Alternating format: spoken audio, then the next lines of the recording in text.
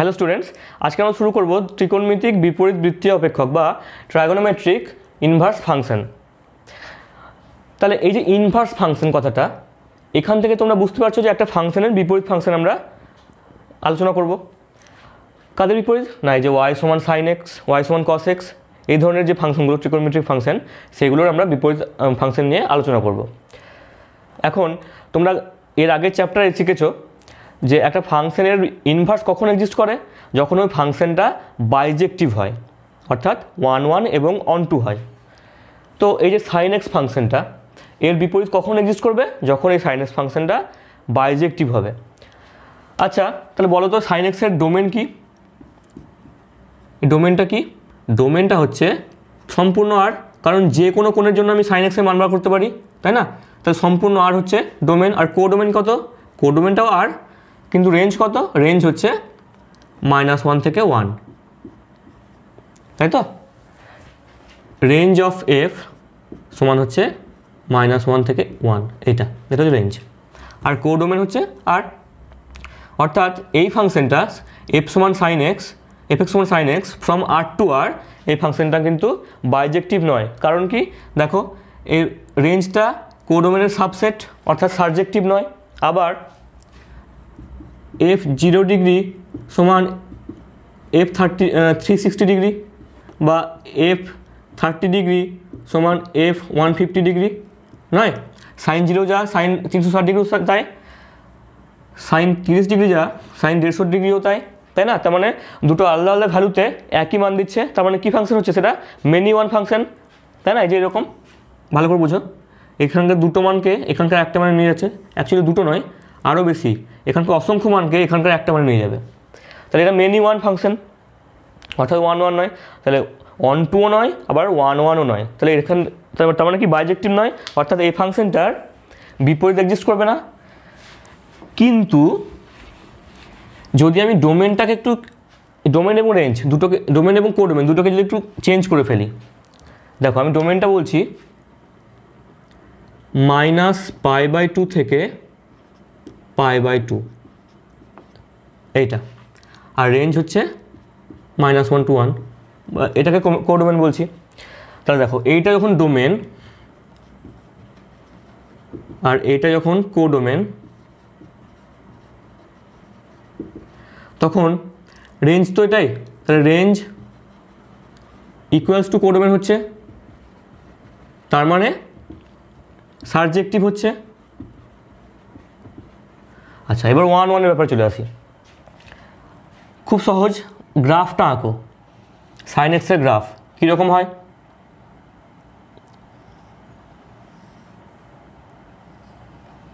এরকম, তাই তো? এবার দেখো, -π/2 থেকে π/2,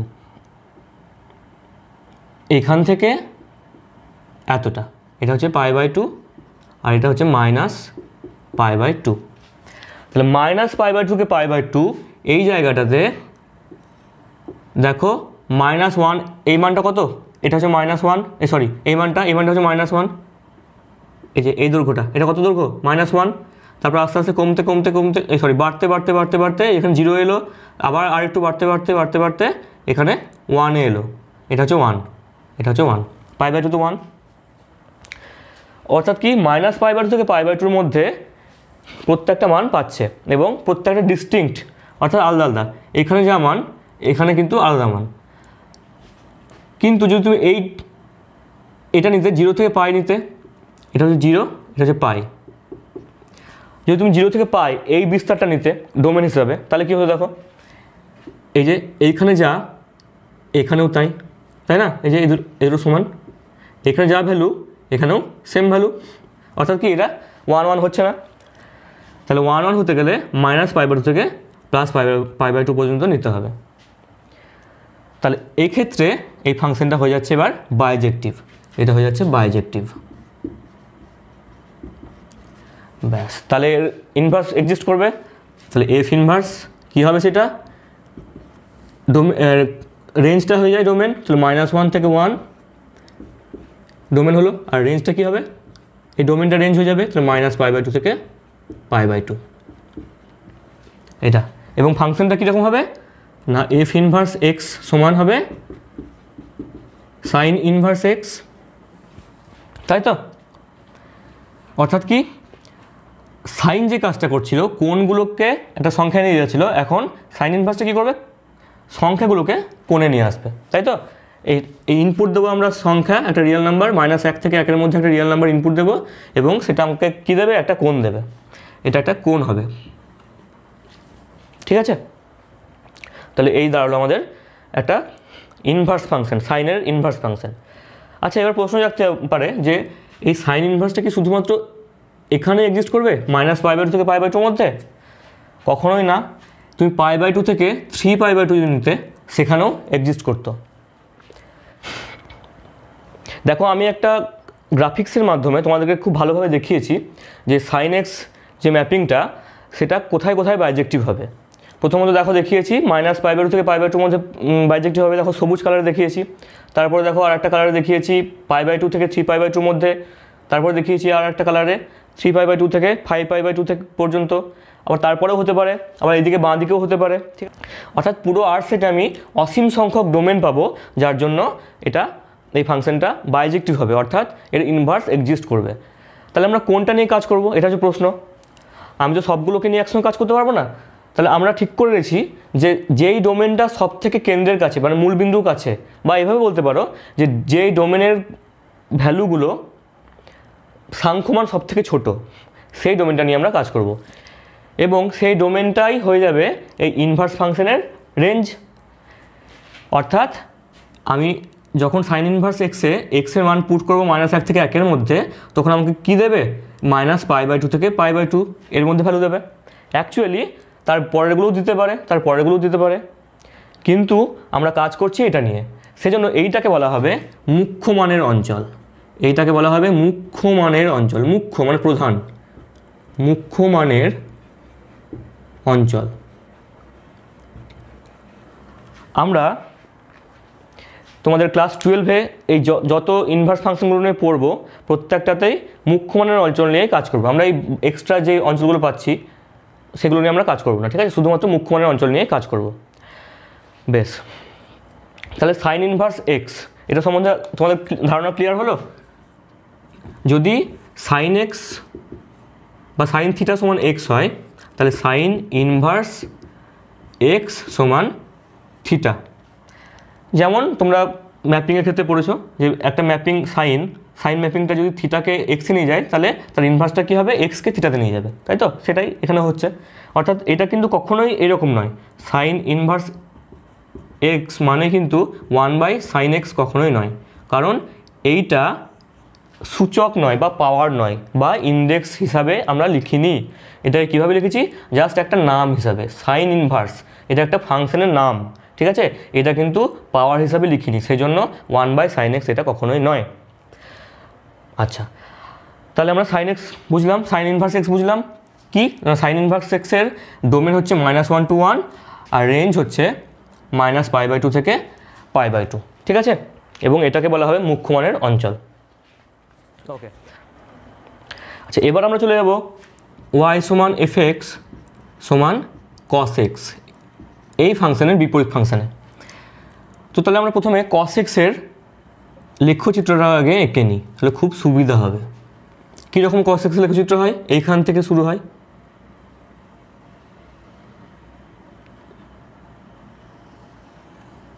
এরকম, তাই তো? এটা সমান হবে এদিকে, এটা একটু নামতো, যাই হোক। তাহলে এটা হচ্ছে 0, এটা হচ্ছে π/2, এটা হচ্ছে π, এটা হচ্ছে 3π/2, এটা হচ্ছে -π/2, এটা হচ্ছে -π। ওকে, এবার দেখো এই ফাংশনটাও কিন্তু সাইন এক্সের মতনই পুরো ডোমেনে কি হচ্ছে, বাইজেক্টিভ হচ্ছে না। তাহলে ডোমেনটাকে আমাদের ছোটো করতে হবে। তাহলে কোন ডোমেনে বাইজেক্টিভ হবে, দেখো এইখান থেকে এতদূর পর্যন্ত যদি নিই আমরা, এতদূর পর্যন্ত, অর্থাৎ 0 থেকে π পর্যন্ত, তাহলে দেখো তুমি -1 থেকে 1 পর্যন্ত সব কিছু মান পেয়ে যাচ্ছ। দেখো পায়ে -1, তারপরে আস্তে আস্তে বাড়ছে এগুলো, তারপরে এখানে 0 হলো বাড়তে বাড়তে, তারপর আরও বাড়ছে, দিয়ে এখানে 1 হলো, ঠিক আছে? তাহলে 0-তে 1, আর পায়ে হচ্ছে -1। তার মানে এই স্প্যানে, এই বিস্তারে -1 থেকে 1 পর্যন্ত প্রত্যেকটা মান পাচ্ছে এবং প্রত্যেক জায়গায় কিন্তু ইউনিক মান দিচ্ছে। কিন্তু যদি তুমি এই স্প্যানটা নিতে -π/2 থেকে π/2 যেটা সাইনে নিয়েছিলে, তাহলে কী হতো দেখো, এখানে আর এখানে সমান, এখানে আর এখানে সমান, তাই না? তার মানে কি এটা 1 হচ্ছে না, তাহলে এটা 1 কোথায় হবে? 0 থেকে পায়ে। তাহলে f কোলন 0 to π থেকে -1 to 1, এটা হচ্ছে cos x এর সেই ডোমেন এবং রেঞ্জ যার জন্য cos x ফাংশনটা বাইজেক্টিভ হবে, অর্থাৎ এর ইনভার্স এক্সিস্ট করবে। এবং সেটা কীরকম হবে? f ইনভার্স ফ্রম -1 to 1 থেকে 0 to π। ওকে, এবং একইভাবে যেমন সাইন এক্সের হচ্ছিল, তেমনি cos x এর ক্ষেত্রেও তুমি যদি π থেকে 2π নাও, সেই স্প্যানেও কিন্তু -1 থেকে 1 পর্যন্ত প্রত্যেকটা মান পেয়ে যাবে এবং এখানেও বাইজেক্টিভ হবে, এখানেও বাইজেক্টিভ হবে, তারপরেও আবার বাইজেক্টিভ হবে, আবার এদিকেও বাইজেক্টিভ হবে, এখানে বাইজেক্টিভ হবে।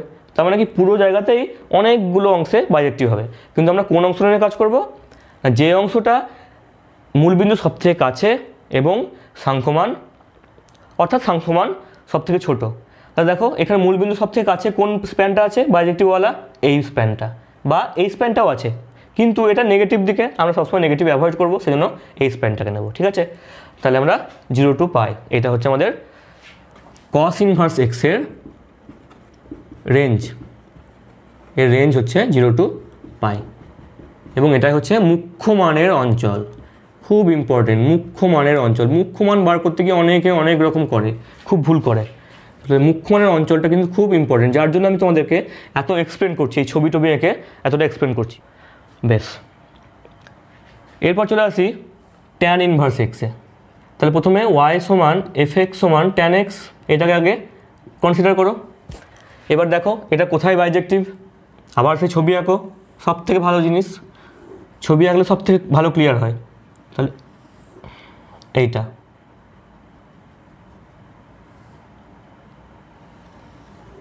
এইটা ট্যান এক্সের লেখচিত্র মনে পড়ছে? আচ্ছা, যদি তোমাদের এই লেখচিত্রগুলো মনে না পড়ছে, তাহলে আমার একটা ভিডিও আছে, তোমরা আই বাটনে ক্লিক করে দেখে নিতে পারো, ক্লাস 11-এর ত্রিকোণমিতিক অপেক্ষক এবং তাদের লেখচিত্র। ঠিক আছে, এই ভিডিওটা অবশ্যই দেখে নিতে পারো, তাহলে এগুলো বুঝতে সুবিধা হবে।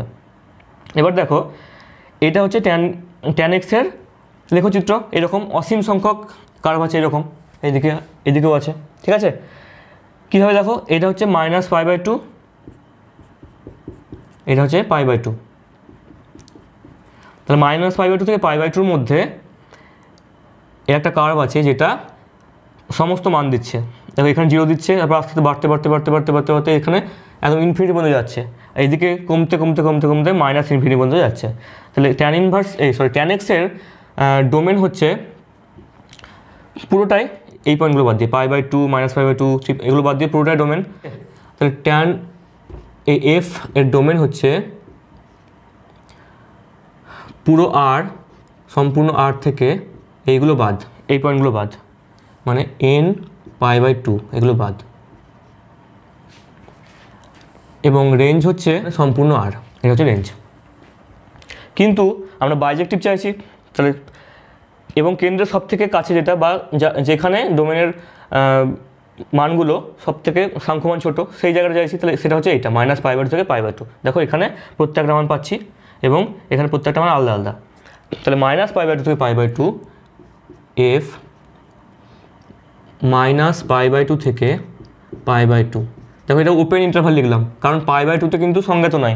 ঠিক আছে, সেই জন্য ওপেন ইন্টারভাল লিখলাম, অর্থাৎ -π/2 এবং π/2 ছাড়া তাদের ভিতরের বাকি প্রত্যেকটা পদের মানে পয়েন্টের জন্য এই ট্যান এক্সের মান পাওয়া যায়।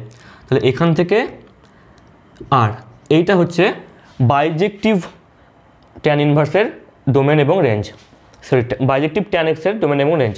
তাহলে এটার জন্য আমরা ইনভার্স পাবো, তাহলে কী হবে সেটা, এফ ইনভার্স সমান হবে মানে ফ্রম আর থেকে -π/2, π/2, এটা হচ্ছে এফ ইনভার্স, অর্থাৎ ট্যান ইনভার্স এক্সের ডোমেন এবং এটা হচ্ছে রেঞ্জ, এটা হচ্ছে রেঞ্জ। ঠিক আছে, এবং তার সঙ্গে সঙ্গে এটাও বলতে হয় যে শুধু মানে tan x টা শুধুমাত্র এখানে বাইজেক্টিভ নয়, এখানেও বাইজেক্টিভ, এখানেও বাইজেক্টিভ, তাই না? তার মানে অনেকটা মানে অনেকগুলো অঞ্চলে বাইজেক্টিভ। তার মধ্যে আমরা কোন অঞ্চলটা বেছে নিচ্ছি? যেটা সব থেকে কেন্দ্রের কাছে, তার মানে -π/2 থেকে π/2। তাহলে এটা হচ্ছে মুখ্য মানের অঞ্চল, এটাকে বলা হবে মুখ্য মানের অঞ্চল, tan ইনভার্স x এর মুখ্য মানের অঞ্চল। ওকে, আচ্ছা এরপর আসছে cot ইনভার্স। তাহলে প্রথমে y সমান fx সমান cot x, আগে এটাকে কনসিডার করি, এই লেখচিত্রটা আগে, তাহলে বুঝতে পারবো কোথায় বাইজেক্টিভ। এই লেখচিত্র কীরকম হয়? এইরকম, তাই না? এটা হচ্ছে π/2, এটা হচ্ছে পাই, এটা 0, মানে 0 থেকে পায়ে এটা হচ্ছে বাইজেক্টিভ। এদিকেও বাইজেক্টিভ হবে, -π থেকে 0 সেখানেও বাইজেক্টিভ হবে, আবার π থেকে 2π সেখানেও বাইজেক্টিভ হবে। কিন্তু আমাদের দরকার কি? যেটা কেন্দ্রের সব থেকে কাছে, মূলবিন্দুর সব থেকে কাছে, এবং এটাও দেখো একই দূরত্বে, এটা যত দূরত্বে আছে মূলবিন্দু থেকে এটাও সেম দূরত্বে আছে, কিন্তু আমরা সবসময় পজিটিভটাকে নেওয়ার চেষ্টা করব। তাহলে এটা হচ্ছে cot ইনভার্স x এর ডোমেন। ঠিক আছে, তাহলে আগে লিখি cot x এর রেঞ্জ, ডোমেন এবং রেঞ্জ। cot x এর ডোমেন এবং রেঞ্জ হচ্ছে কি? সম্পূর্ণ r মাইনাস কোনগুলো বাদ? দেখো এইগুলো বাদ, এই পাইগুলো -nπ এগুলো বাদ, সেখান থেকে পুরো r, এটা হচ্ছে রেঞ্জ। তাহলে cot ইনভার্স কী হবে? তাহলে f ইনভার্স এর ডোমেন হবে সম্পূর্ণ r, আর রেঞ্জ হবে 0 to π, এবং এটাই বলা হবে মুখ্য মানের অঞ্চল। এটাই হবে মুখ্য মানের অঞ্চল। কার জন্য? cot ইনভার্স x এর জন্য। ঠিক আছে, এরপর চলে আসি কোসেক ইনভার্স x। তার জন্য আগে কোসেক এক্সটা দেখি। কোসেক এক্সটা কীরকম হয়, কোত্থেকে কতদূর হয়? এর ডোমেন হয় সম্পূর্ণ r, সেখান থেকে কিছু জিনিস বাদ থাকে। কোনগুলো বাদ থাকে? যেখানে যেখানে সাইন 0 হয় সেগুলো বাদ থাকে, কারণ কোসেক মানে হচ্ছে 1/sin। তো যেখানে সাইন 0 হবে সেখানে কোসেকটা আনডিফাইন্ড হবে, তাই তো? সাইন কোথায় কোথায় 0 হয়? 0-তে, তারপরে পায়ে 2π এরকম, তার মানে nπ, এগুলো বাদ, এগুলো সব বাদ। এখান থেকে কোথায় হয়? এর মানটা কত দূর দেয় না, যদি সংখ্যা রেখা টাইনে বোঝাই আমি তোমাকে, তাহলে 0, 1, -1, এখানে হয় সাইন x এবং এইটাই হয় কোসেক x, তাই তো? তার মানে পুরো r থেকে এটা বাদ, এই দিকটা এবং এই দিকটা, এই জায়গাতে আমাদের কোসেকের রেঞ্জ পাই। তার মানে কি? r থেকে কি বাদ যাচ্ছে? r মাইনাস এটা বাদ, -1 থেকে 1 এটা বাদ। ঠিক আছে, তাহলে কোসেক ইনভার্স x এর কী হবে? কোসেক ইনভার্স x, এটার ডোমেন কি হবে? তার জন্য আগে কোসেক ইনভার্স x এর লেখচিত্র আমাদের খুব দরকার, তবে আমরা বুঝতে পারবো যে কোথায় ওটা বাইজেক্টিভ হচ্ছে, তাই তো? দেখো সাইন এক্স আগে লেখচিত্র আঁকি, কীরকম হয়? এরকম। এবং কোসেক এক্স কী হয়? এই দেখো এইখানে হয়, এইখানে হয়। তোমরা আবার বলছি, তোমরা ওই ক্লাস 11-এর ভিডিওটা দেখে নাও, তাহলে খুব সুবিধা হবে এই লেখচিত্রগুলো বুঝতে। এরকম হয়। তাহলে বলো তো কোসেক এক্স কোথায় বাইজেক্টিভ হবে? দেখো এই দেখো এইখান থেকে এত দূর পর্যন্ত, অর্থাৎ -π/2 থেকে π/2 পর্যন্ত, এখানে কিন্তু বাইজেক্টিভ হবে। কিন্তু এই দেখো এই পয়েন্টটাতে, দেখো এই পয়েন্টটাতে কিন্তু কোসেক এক্সের কোনো মান নেই। দেখো এটা একদম অসীম পর্যন্ত চলে যাবে, কিন্তু ছুতে পারবে না। এখানেও তাই, এটা একদম অসীম পর্যন্ত চলে যাবে, এটা এখান থেকে একদম অসীম পর্যন্ত চলে যাবে, কিন্তু এই x = 0-কে ছুতে পারবে না, তাই তো? y অক্ষকে ছুতে পারবে না। তাহলে এই বিন্দুতে আমরা কোনো মান পাবো না কোসেক এক্সের, কারণ এখানে সাইন 0 হয়, তার মানে কোসেকের কোনো মান পাবো না। তাহলে কোসেক ইনভার্স এক্সের ডোমেন কী হবে? এইটা হচ্ছে ডোমেন, r -1 থেকে 1 এটা বাদ। ঠিক আছে, এবং রেঞ্জ কত হবে? রেঞ্জ হবে এই জায়গাটা -π/2 থেকে π/2, কিন্তু 0 বাদ। তাহলে -π/2 থেকে π/2 পর্যন্ত কিন্তু 0টা বাদ, এটা হচ্ছে রেঞ্জ। এবং এটাই হবে কোসেক এক্সের মুখ্য মানের অঞ্চল। ঠিক আছে, এটা হবে মুখ্য মানের অঞ্চল। তাহলে আর একটা কী বাকি থাকলো? Sec x. এখানে করে দিচ্ছি,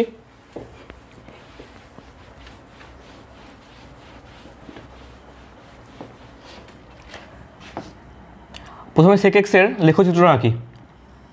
তার জন্য প্রথমে cos x এর আঁকবো। cos x এর কীরকম হয়, এরকম, ঠিক আছে, এরকম হয়। তো sec x এর কীরকম হবে, এইখানে হবে, এইখানে হবে, এইখানে হবে, অর্থাৎ এই পয়েন্টটাতে একটু বেশি বেড়ে গেছে। এইখানে এই যেখানে যেখানে cos 0 সেখানে সেখানে এই সেকটার কোনো ভ্যালু থাকবে না। এবং দেখো কোথায় এই সেক ফাংশনটা বাইজেক্টিভ হচ্ছে, দেখো এইখান থেকে 0 শুরু হলো, মানে 1 থেকে শুরু হলো মান পাওয়া, দিয়ে অসীম পর্যন্ত গেল, আর এইখানে আবার এইখান থেকে কমতে কমতে কমতে কমতে মাইনাস অসীম পর্যন্ত যাচ্ছে। অর্থাৎ এই 0 থেকে x সমান 0 থেকে এটা কত পয়েন্ট, পাই। এখানে এটা বাইজেক্টিভ হবে, কিন্তু এই পয়েন্টটা বাদে, এই পয়েন্টটা অসংজ্ঞাত। তাহলে sec x এর ডোমেন হচ্ছে আর সেখান থেকে কি বাদ, এই π/2 গুলো বাদ, n π/2 গুলো বাদ, আর রেঞ্জ হচ্ছে r থেকে -1,1 এটা বাদ। তাহলে sec ইনভার্স x এর ডোমেন হবে r থেকে -1,1 এটা বাদ, আর রেঞ্জ হবে এইটা 0 to π, 0 to π, কিন্তু π/2টা বাদ। ওকে, এবং এটাই হবে মুখ্য মানের অঞ্চল, এটা হবে মুখ্য মানের অঞ্চল।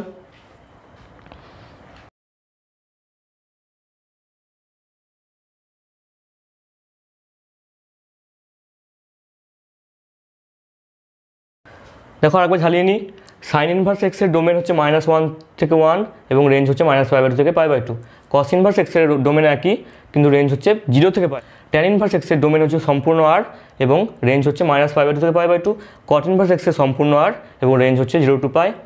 সেক ইনভার্স এক্স এর ডোমেন হচ্ছে r থেকে -1,1 এটা বাদ, অর্থাৎ এইটা, এটা যদি সংখ্যা রেখা হয় এটা 1, এটা -1 হয়, -1 আর 1, তাহলে এইটুকু বাদে বাকি পুরোটা, মানে এই দিকটা আর এই দিকটা, ঠিক আছে।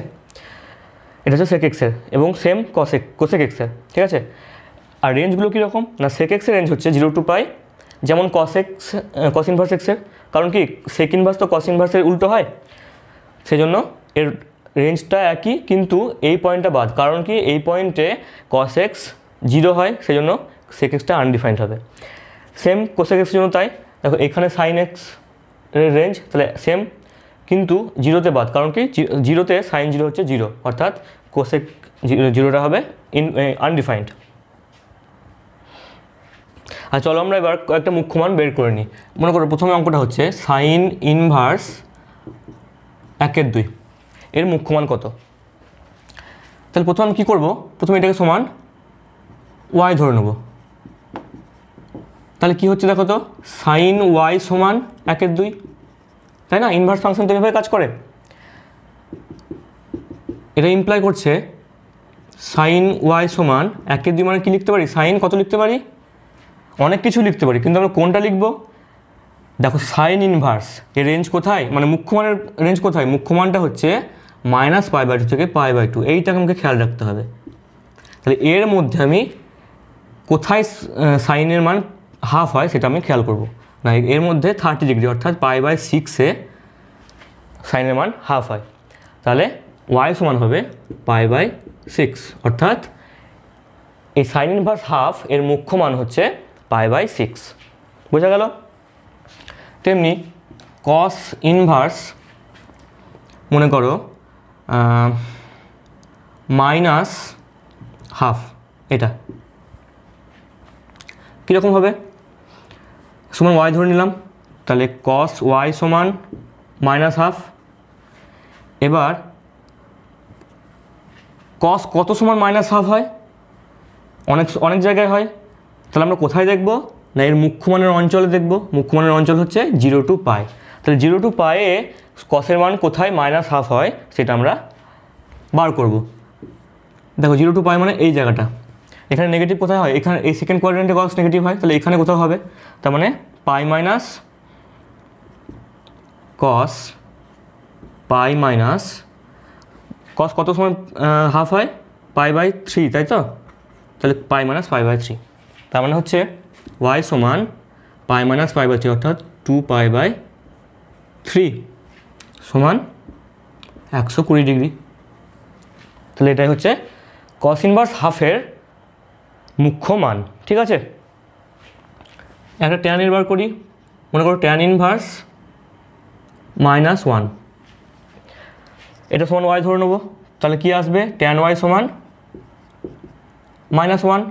এবার ট্যান কত সমান -1 হয়, অনেক জায়গায় হয়, কোথায় দেখবো আমরা না এর মুখ্য মানের অঞ্চলে, সেটা কত -π/2 থেকে π/2। তাহলে এই অঞ্চলটা খুব ইম্পর্টেন্ট, মুখ্য মানের অঞ্চলগুলো মনে রাখতে হবে। তাহলে এবার দেখো এর মধ্যে কোথায় ট্যানের মান -1 হয় না -π/4। ঠিক আছে, অতএব y সমান -π/4। এবার একটু কঠিন অঙ্ক দিকে চলে যাই, একটু কঠিন অঙ্ক।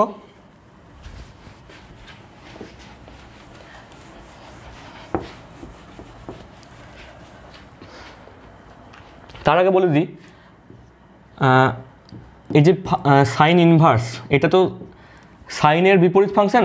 এবার আমরা জানি যে একটা ফাংশন এবং তার বিপরীত ফাংশনের কম্পোজিশন করলে আই পাই, তাই না? আইডেন্টিটি ম্যাপিং, অর্থাৎ এই ফাংশনটা এক্সকে এক্সে নিয়ে যাবে। তাহলে সাইন ইনভার্স সাইন, অর্থাৎ এরা একে অপরের বিপরীত, তাহলে তাদের কম্পোজিশন করলে কী পাবো, এটা পাওয়া উচিত। Same sine sine inverse x সমান এক্স, এরকমভাবে প্রত্যেকটার জন্য বলা যাবে। কস কস ইনভার্স এক্স সমান x, cos inverse cos x সমানও এক্স, এরকমভাবে প্রত্যেকটা বলা যাবে। এখন দেখো এবার যদি আমি একটা অঙ্ক দিই যে সাইন ইনভার্স সাইন 2π/3 মানে 120 ডিগ্রি। তাহলে এর মুখ্য মান কত যদি বার করতে বলি, এমনিতে এটা সমান 2π/3 হয়ে যাবে, কিন্তু যখনই বলবো মুখ্য মান কত বার করো তখন কিন্তু আর 2π/3 হবে না, এটা সমান 2π/3 হবে না যখন মুখ্য মান বার করতে বলবে। কেন হবে না? কারণ সাইনের মুখ্য মান হয় এই -π/2 থেকে π/2 মধ্যে, এখানটায়। আর 2π/3 কোথায় আছে, এইখানে, অর্থাৎ সেকেন্ড কোয়াড্রেন্টে আছে, তাই না? তাহলে এটা হবে না। তাহলে আমরা কীভাবে বের করব, দেখো সাইন 2π/3কে আমি এভাবে লিখতে পারি যে পাই মাইনাস π/3, তাই না? পাই মাইনাস π/3 মানে তো 2π/3, তো সমান সাইন ইনভার্স সাইন। এবার দেখো সাইন পাই মাইনাস থিটা সমান কত হয়, সাইন পাই মাইনাস থিটা, এটা সমান কত হয়, সেকেন্ড কোয়াড্রেন্টে পড়ছে, সেকেন্ড কোয়াড্রেন্টে সাইন পজিটিভ, তাহলে সাইন থিটা হয়, ঠিক কি না? তাহলে এটা কী হবে, সাইন π/3 হবে। এবার দেখো π/3টা এর মধ্যেই পড়ছে, তাহলে আমরা বলতে পারবো এটা সমান π/3। তাহলে এর মুখ্যমান কত হচ্ছে, এর মুখ্যমান π/3 হচ্ছে, নট 2π/3। এই অঙ্কগুলো কিন্তু একটু কনফিউজিং এবং এগুলো কিন্তু আসে পরীক্ষায়। একইভাবে যদি বলা হয় কস ইনভার্স কস -π/4, এটা, তাহলে তুমি ডাইরেক্ট এটাকে -π/4 লিখতে পারবে না, কারণ কি -π/4 এইখানটায় আছে এবং কসের মুখ্যমান কোথায় থাকে, 0 to π, মানে এইখানে, তাই না? তাহলে আমরা কী করব, সমান লিখব কস ইনভার্স কস, এটাকে কী লেখা যায়, পাই মাইনাস π/4 লিখতে পারি। দেখো কস পাই মাইনাস থিটা সমান কত, কস পাই মাইনাস থিটা, দেখো সেকেন্ড কোয়াড্রেন্ট পড়ছে, তাহলে সেকেন্ড কোয়াড্রেন্টে কস নেগেটিভ হয়, নেগেটিভ, এটা পাই আছে মানে কসই থেকে গেল, তাহলে মাইনাস কস থিটা, তাই তো? তাহলে কস মাইনাস থিটা সমান আমি লিখতে পারি মাইনাস কস থিটা, এটা একবার লিখি, মাইনাস কস থিটা মানে থিটা মানে কি π/4, এটা লিখতে পারি। এবার এটাকে লিখতে পারি মাইনাস কস থিটা, লিখতে পারি কি কস পাই মাইনাস থিটা, তার মানে কস পাই মাইনাস π/4, এটা লিখতে পারি। বোঝা গেল? এটা মুছে দিলাম। সমান পাই, আচ্ছা আরেকবার লিখি, কস ইনভার্স কস, এটা কত, এটা হচ্ছে পাই মাইনাস পাই বাই 4 মানে 3 পাই বাই 4 সমান 3 পাই বাই 4, অর্থাৎ এইটা। বোঝা গেল? তাহলে এটা হচ্ছে মুখ্য মান, এটা মুখ্য মান নয়।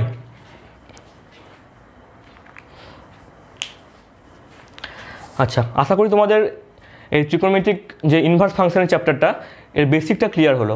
তো এর পরের দিন আমরা আরও অনেক ফর্মুলা করব এবং অঙ্ক করব।